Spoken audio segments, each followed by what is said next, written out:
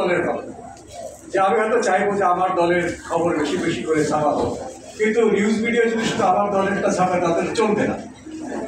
এই বিষয়ে আমাদের কোনো দ্বিধাদ্বন্দ্ব নেই যে তারা একটা নিরপেক্ষ দলের দৃষ্টিভঙ্গি থেকে নিরপেক্ষ হবে। কিন্তু একটা সংবাদ মাধ্যমে কিন্তু একটা ফিলোসফি থাকে, দর্শন থাকে, সেটা কিন্তু আপনি বলেন বা না বলেন সেটা কিন্তু ফুটে ওঠে। আপনি পত্রিকা দুই তিনটা বা দুই তিন সঙ্গে দেখলে বুঝবেন যে কোন দর্শনের পক্ষে এটা আছে।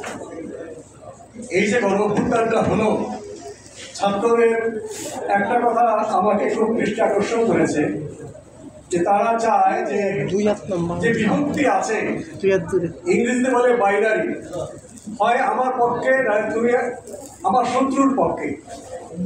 আমার পক্ষে যদি না থাকো তাহলে তুমি শত্রুর পক্ষে, তুমি যদি মুক্তিযুদ্ধের পক্ষে না থাকো তুমি রাজাকার, বা তুমি যদি ইসলামের পক্ষে না থাকো তাহলে তুমি কাফের। এই যে পক্ষ বিপক্ষ, এইটাকে তারা বুঝে দিতে চায়। খুব ভালো কথা। আমি আদর্শ সমাজতন্ত্র বা বৈজ্ঞানিক সমাজতন্ত্র বা ধর্মনিরপেক্ষতা বিশ্বাস করি।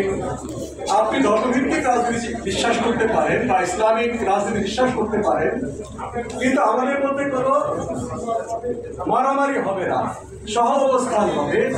যার যার রাজনীতি শেষে বলবো, এটাকে আমরা সহ অবস্থানের রাজনীতি বলি, বা ছাত্রদের ভাষায় বাইনারি থেকে দূরে সরে গিয়ে আমরা এক জায়গায়। কিন্তু